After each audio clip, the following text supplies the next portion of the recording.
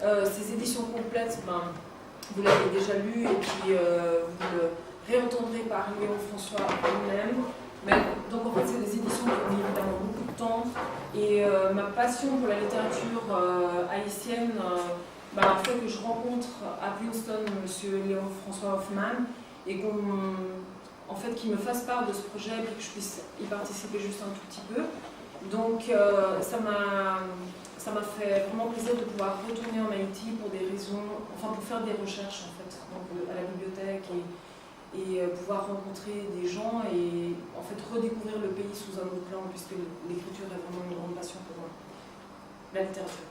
Alors voilà, donc je donne la bienvenue à Léon François Hoffman qui en fait a beaucoup voyagé cette année, donc ça faisait très longtemps que nous avions fixé cette date.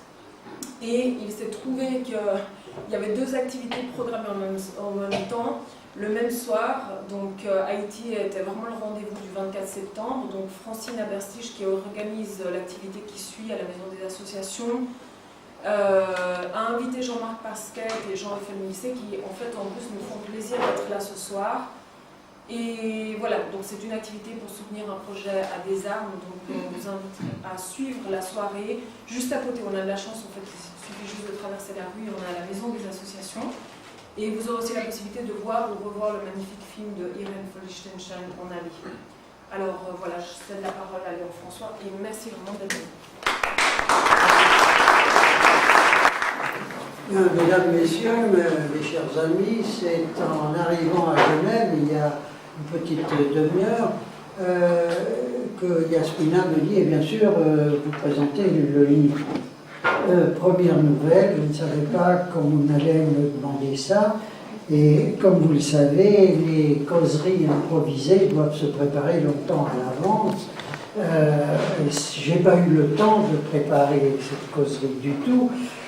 Donc vous m'excuserez si mes propos sont quelque peu et même beaucoup décousus, mais d'un autre côté ils ont un avantage, c'est qu'ils seront brefs, et je pense qu'après que je vous aurai... C'est bon, il est en train de régler le son, c'est bon. On entend, tout le monde Très bien. Très bien. Parce que je ne connais pas très bien. Et donc après que j'ai dit les quelques phrases hésitantes que je vais prononcer, j'espère que vous aurez beaucoup de questions et qu'on pourra discuter entre nous plutôt que d'écouter une conférence en bonne et due forme. Alors d'abord, je vous présente un petit peu la collection. Comme vous voyez, c'est un livre qui pèse, qui est un gros livre. Et l'histoire en est assez simple. C'est une collection qui se penchait sur les écrivains d'Amérique latine de langue espagnole et portugaise. Et donc il y a eu 57 volumes qui traitaient soit de l'œuvre complète, soit d'une partie de l'œuvre d'écrivains lusophones et hispanophones d'Amérique latine. Et puis un jour on m'a contacté, le directeur de la collection m'a contacté en disant si on se lançait dans la francophonie et qu'est-ce que vous diriez de faire un ouvrage, diriger un ouvrage sur Jacques Roumain. Et ça m'a beaucoup intéressé bien sûr, d'abord parce que j'ai une grande admiration pour l'œuvre de Roumain et deuxièmement parce que l'œuvre de Roumain finalement était très mal connue. Roumain est connu dans le monde entier pour son roman Gouverneur de la Rosée, qui a été traduit en 17 langues. Il a été en 17 langues que j'ai trouvées, il doit y en avoir d'autres. Il a été publié en 1844, quelques semaines avant la mort d'ailleurs de l'écrivain. Alors, ce qui est sans doute intéressant, l'idée de la collection, c'est que c'est une édition critique. Ce qui veut dire que, essentiellement, on recherche l'état du texte, si possible le manuscrit, et tous les états du texte jusqu'à la mort de l'écrivain. Deuxièmement, on annote le livre de façon à éclaircir certains points de langue ou de culture qui risquent de dérouter les lecteurs. Troisièmement, il y a tout un appareil critique qui est une biographie, ou en tout cas une chronologie de la vie de l'auteur, une bibliographie complète de tout ce qu'il a écrit, une bibliographie complète ou choisie des œuvres principales de critique sur lui, et ainsi de suite. Et si vous voulez, ceux d'entre vous qui ne connaissaient pas cette édition, bien, ça ressemble pas mal à la Pléiade, si vous voulez, les livres de la Pléiade que tout le monde connaît, en mieux, bien entendu, parce que en plus de tout ce que je viens de vous dire, nous avons décidé de mettre toute une série de documents, que ce soit des critiques du livre, des essais sur l'écrivain, des lettres, n'importe quoi qui ait à voir avec l'écrivain en question.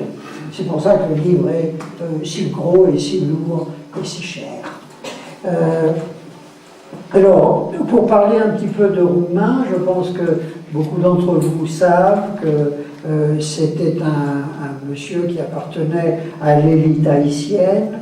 Un de ses grands-pères était Auguste, qui a été président d'Haïti à un certain moment, et que ce jeune homme de bonne famille, de famille mulâtre, de Port-au-Prince, a fait ses études d'abord à Port-au-Prince même, à Saint-Louis de Gonzague, qui est la meilleure école de Port-au-Prince, sans doute encore aujourd'hui, et ensuite en Suisse. Enfin, il a fait ses études supérieures en Suisse, mais à Berne, c'est-à-dire en pays allemand. Il parlait l'allemand et écrivait l'allemand parfaitement. Il est ensuite revenu en Haïti et il a participé à la vie intellectuelle et surtout la vie politique de son pays comme jeune homme. C'était l'époque où le pays était occupé par les forces américaines et il a milité dans le journalisme contre l'occupation américaine et contre le gouvernement du président Borno qui l'accusait de collaboration avec l'ennemi. Il a eu bien sûr un tas d'ennuis, il a été mis en prison et avant la guerre, il a été exilé d'Haïti. Et avec sa famille, il est allé s'installer d'abord en Belgique et ensuite en France. Quand 1939 est arrivé, il a expédié sa famille, c'est-à-dire sa femme et ses deux enfants, petits-enfants, il les a expédiés en Haïti. Lui, il n'avait pas le droit de mettre les pieds dans son pays natal, il était exilé. Donc il a trouvé refuge d'abord dans les Antilles françaises et ensuite à New York et ensuite, tout ça pendant la guerre, ensuite à La Havane, près de son grand ami, le poète Nicolas Guillen, le poète espagnol, cubain Nicolas Guillen. Quand le gouvernement a changé, il a pu revenir en Haïti, mais probablement pour des raisons politiques, on lui a infligé un autre exil, un exil doré cette fois, comme chargé d'affaires à Mexico. Et il a fini sa vie pratiquement à Mexico comme chargé d'affaires d'Haïti. Il est revenu mourir en Haïti, il était très malade. Il est revenu et à l'âge de 37 ans, il est mort en Haïti. Son œuvre se compose d'un roman mondialement célèbre, Gouverneur de la Rosée, de 2 ou 3 autres romans moins célèbres, moins connus, d'une grande œuvre de journaliste, de chroniqueur journaliste dans les journaux haïtiens. Et là, notre édition a récolté tous, j'espère tous les articles que Roumain a écrits et que vous pouvez trouver là, qui sont quelquefois très intéressants, quelquefois moins, mais ils ont été trouvés ici. Il a été un poète et également, et je crois que c'est dans notre édition que nous avons pour la première fois une édition complète de ces poèmes, avec des inédits, avec des variantes que nous avons trouvées, et comme je vous dis, avec des inédits. Ces inédits, je tiens à le dire, m'ont été donnés, m'ont été communiqués très gentiment par la fille de Jacques Roumain, Madame Karine Roumain, qui m'a donné accès d'abord à tout ce qu'elle avait comme manuscrit, et deuxièmement, et surtout, à la correspondance de Jacques avec sa femme. Cette correspondance est très très intéressante. Nous l'avons publiée, plus exactement, nous en avons publié de larges extraits, parce que comme toujours dans une correspondance entre un mari et une femme, il y a énormément de répétitions. Comment vont les enfants? Est-ce que tu manges ta soupe tous les jours? Enfin, bref, toutes ces choses qui se répètent dans les lettres. Mais nous avons donné de larges extraits de cette correspondance, qui sont très intéressantes sur le plan personnel, sur le plan politique, car sa femme également était très engagée politiquement. Jacques Roumain a été le fondateur du Parti communiste haïtien en 1937. Nous avons également publié, évidemment, ses œuvres scientifiques. Il a écrit plusieurs monographies, l'une qui s'appelle le sacrifice du tambour à Sotor, qui est une description d'une cérémonie vaudouesque, l'autre sur l'ethnobotanique des Indiens précolombiens, et plusieurs autres articles ou petites monographies. Et je crois, ceci nous a valu d'ailleurs l'indignation de pas mal d'Haïtiens, le spécialiste qui a traité cette partie de l'œuvre de Jacques Roumain a montré, je crois, d'une façon irréfutable, que du point de vue scientifique, ce n'était pas lourd, c'était vraiment assez médiocre. Et c'est bien qu'on ait fait ça, à mon humble avis, parce que le danger est d'exalter la mémoire d'un grand homme, et c'était un grand homme, et de faire comme si tout ce qu'il touchait devenait magnifique. Eh bien, non, il n'y a pas de raison d'ailleurs que tout ce qu'il touche devienne magnifique. Voilà à peu près l'œuvre. Comme je vous dis, elle comporte également des commentaires très longs sur chaque œuvre différente, chaque partie des œuvres différentes, et plusieurs articles sur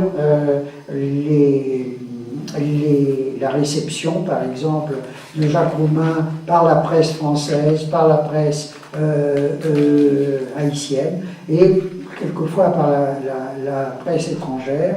Des articles parfois très amusants, comme par exemple un article d'un jeune journaliste sans aucun talent qui s'appelait François Duvalier et qui a écrit un article sur la montagne ensorcelée.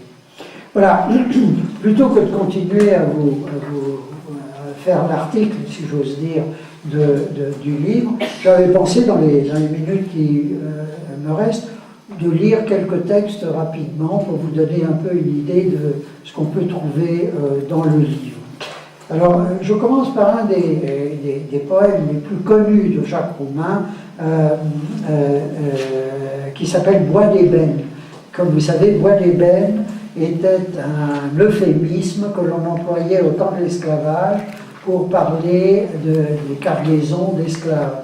On disait, nous avons tant de pièces de bois d'ébène, pour dire tant d'Africains qui étaient déportés dans le Nouveau Monde. Et alors, c'est un poème très long, et je ne vais en lire qu'une partie qui me semble particulièrement belle.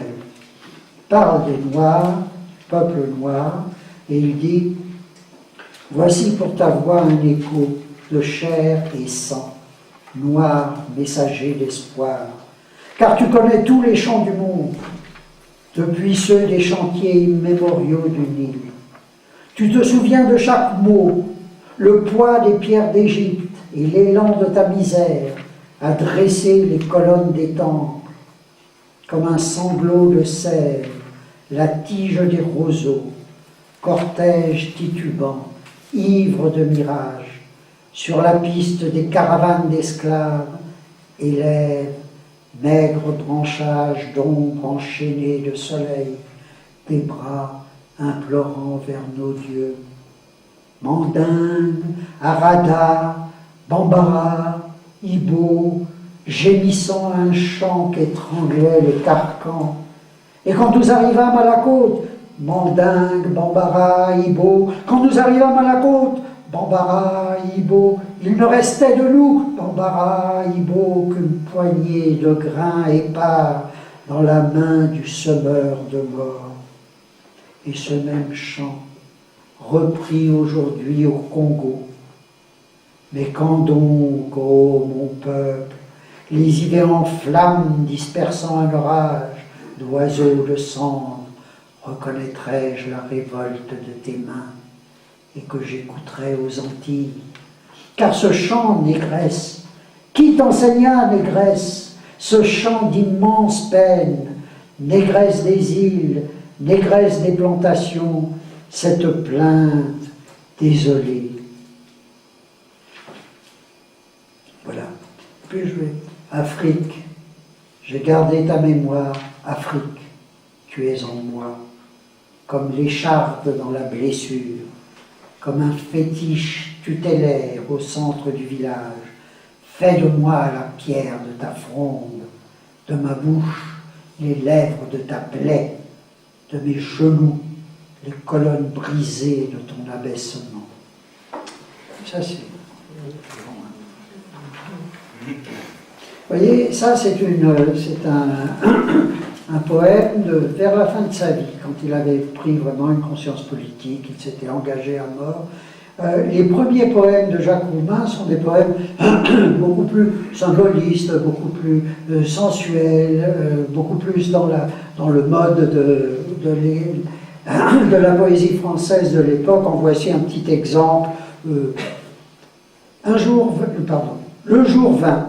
Alors elle dit, adieu mon pauvre, adieu mon lait.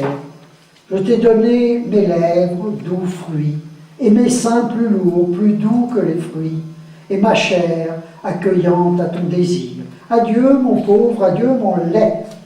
Elle s'en alla. Lui dormait, sa jambe maigre et sale pendait hors du lit. Mais un papillon entra et dansa dans la lumière.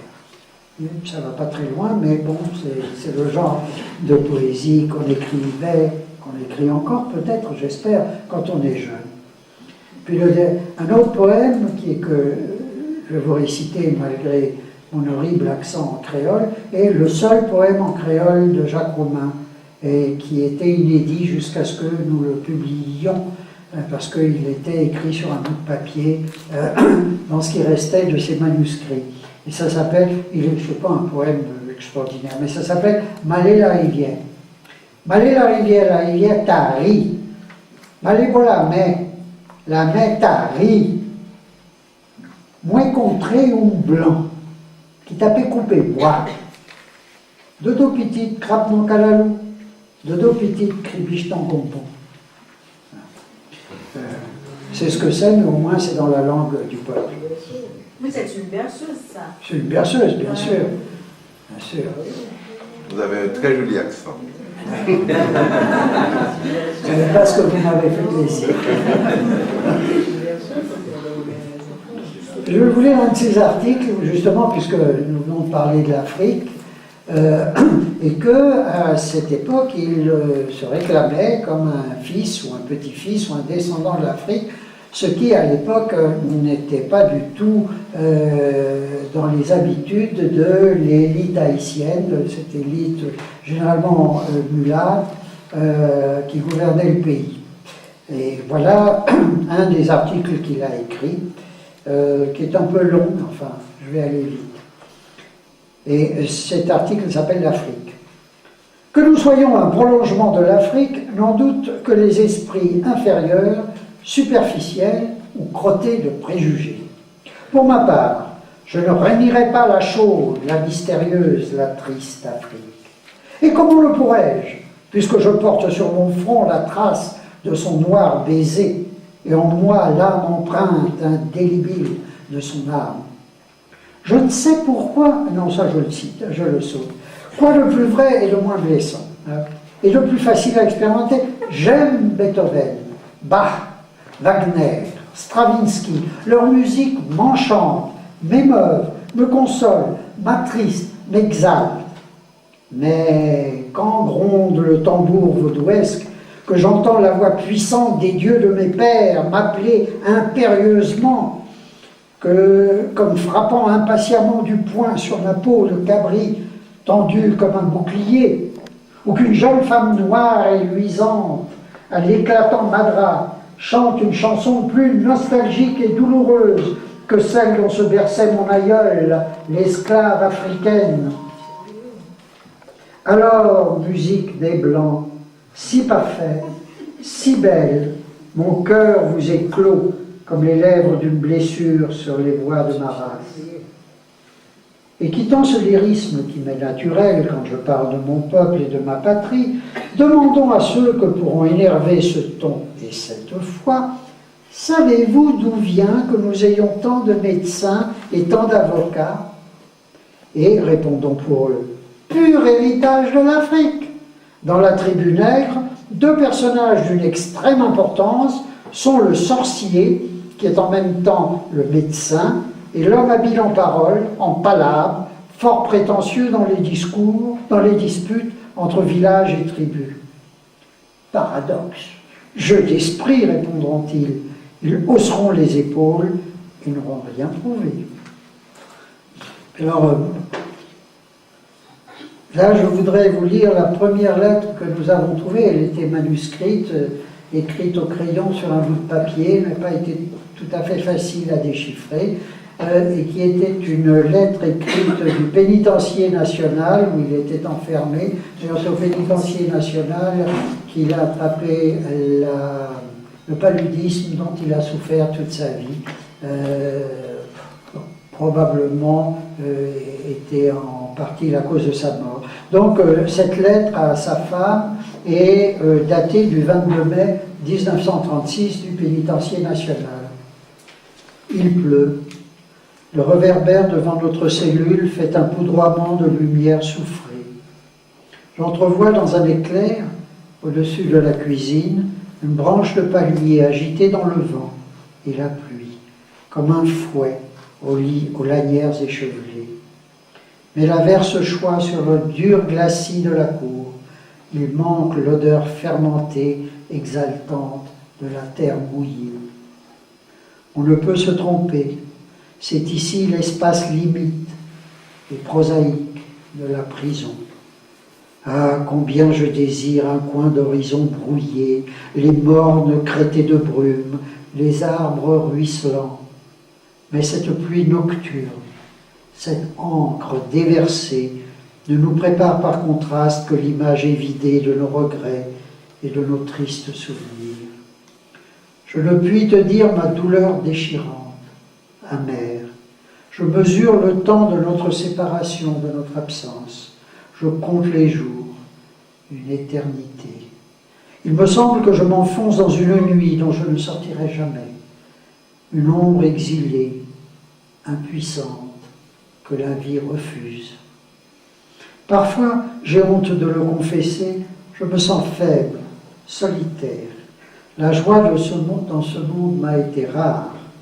Qui n'a pas connu un moment cette lassitude, cette halte méditative du voyageur au fond de la route pénible? Mon bonheur, le seul, l'unique, et que j'accepte, c'est de te posséder, de croire à ton amour, d'en tirer ma force, mon courage et mon espoir. Que de nuits passées à évoquer le reflet plus fugitif d'un sourire, une lueur du regard, une crispation des sourcils, la ride la plus imperceptible, creusée soudain, tous mes avertissements qui, découverte. Quand je sortirai de ce bagne, mon amour et ma gratitude ne seront dévoués qu'à effacer la marque de ta souffrance et à faire refleurir le sourire du bonheur et le regard tranquille et heureux de l'apaisement. Le dernier texte que je voudrais vous lire est en espagnol. C'est une lettre à Nicolas Guillet. Il écrivait l'espagnol parfaitement. Et cette lettre, avec 8 ou 9 autres lettres inédites, m'a été transmise de La Havane, nous a été transmise de La Havane. Nous sommes assez fiers d'avoir un inédit ou des inédits, non seulement de Jacques Roumain, mais de Nicolas Guillen. Et il écrit, de Mexico, il écrit à Nicolas Guillen, si vous le permettez, je le lis en espagnol, et puis je pourrais faire la traduction en français. Mi querido Nicolás, ya puedes imaginar con qué placer e interés he recibido tu carta, el periódico y las fotos. Has realizado un trabajo excelente en Haití, y desde Cuba puedes hacer y harás, por seguro, mucho todavía. Mándame por favor la traducción que hiciste del poema de Rousseau, Neige. He prestado a la gran escritora alemana Anna Segers, Songo Kosongo, para que traduzca algunos de tus admirables poemas para la revista antifascista alemana Freies Deutschland, Alemania Libre. Estás muy bien en las fotos, pareces apenas de 40 años. Saluda a todos los compañeros, mis mejores recuerdos para Rosa y Raquel, un abrazo fraternal de tu amigo Jacques. Et alors ça veut dire, si je le dis en français rapidement, mon cher Nicolas, aucune nouvelle de toi depuis que tu as quitté... Non, c'est pas la même lettre. Mon cher Nicolas, tu peux t'imaginer avec quel plaisir et quel intérêt j'ai reçu ta lettre, le journal et les photos. Tu as fait un excellent travail en Haïti, parce qu'il avait, Guillen avait été envoyé en Haïti par le gouvernement cubain pour l'amitié haïtiano-cubaine. Tu as fait un excellent travail en Haïti et depuis Cuba, tu pourras faire, et tu feras sûrement beaucoup d'avantages, encore beaucoup. Excuse-moi s'il te plaît, envoie-moi s'il te plaît la traduction que tu as faite du poème de Roussan, Neige. Alors Roussan, c'est Roussan Camille, qui était un grand ami de Guillen et de Roumain, un poète haïtien. Donc nous savons que, nous ne l'avons pas trouvé, mais nous savons que Guillen... Les insupportables des affaires. Nous savons que Guillen avait donc traduit ce poème de son ami haïtien Neige. J'ai prêté au grand écrivain allemand Anna Segers, et comme vous le savez, Anna Segers était une romancière allemande qui était réfugiée à l'époque au Mexique et qui d'ailleurs a écrit un recueil de 3 nouvelles qui s'appelle Drei Frauen aus Haiti, qui veut dire 3 femmes en Haïti, 3 haïtiennes. Bon. Alors j'ai prêté au grand écrivain allemand Anna Segers Songo Kosongo. Songo Kosongo, c'est un recueil de poèmes de Nicolas Guillen, pour qu'elle traduise quelques-uns de tes admirables poèmes dans la revue antifasciste allemande Freies Deutschland, Allemagne libre. Tu es très bien sur les photos, tu as l'air d'avoir 40 ans à peine. Salut tous les camarades, mon meilleur souvenir à Rosa et Raquel. Un abrazo fraternel de Jacques. Bon voilà, vous avez un très bref échantillon de la manière dont Jacques Roumain pouvait écrire. Puis j'aime la cuisine haïtienne, c'est les seuls antillais qui sachent faire la cuisine.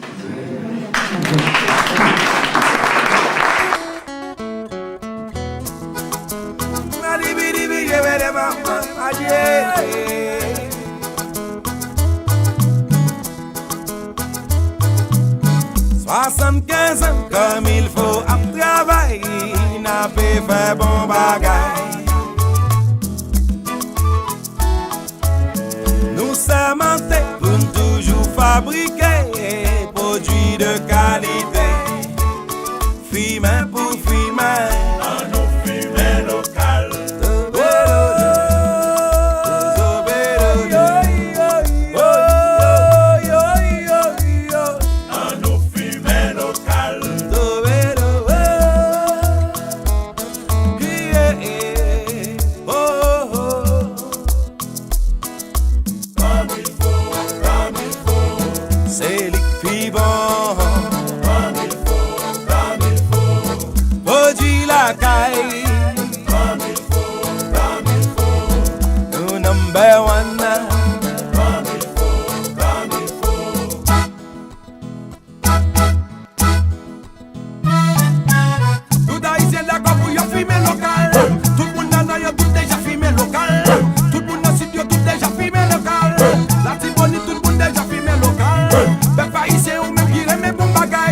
75 ans depuis chita en la caille. On a mis fun en la hold up.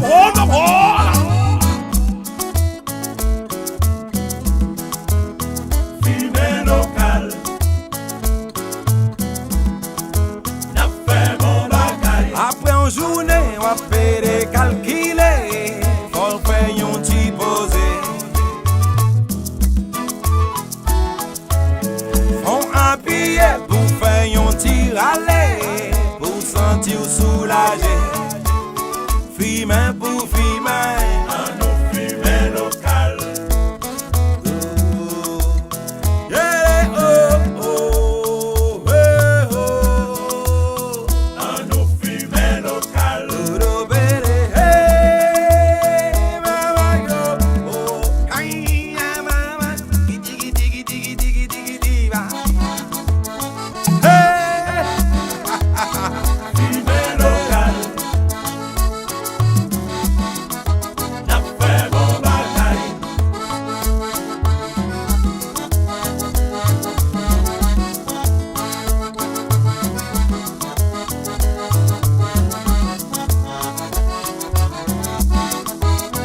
Fumer local. N'a fait bon bagaille.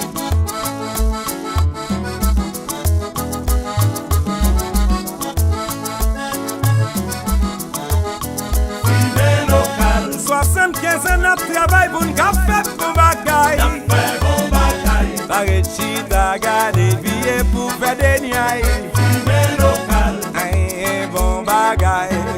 C'est bon bagaille. N'a fait bon bagaille. Fumer, fumer, fumer, ti local.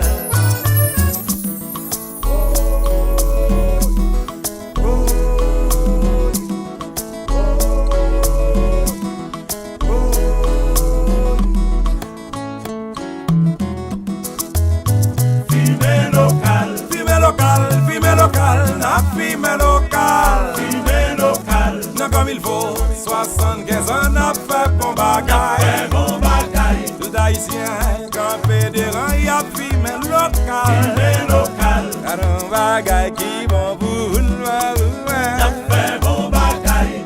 Fumer, fumer local. Fumer local. Fumer local. C'est bon bagaille. 75 ans n'a pas bon travail. Fumer local. Produit local, bagaille national. N'a fait bon bagaille. Produit local, c'est bon bagaille. Fumer local. Happy birthday comme il faut.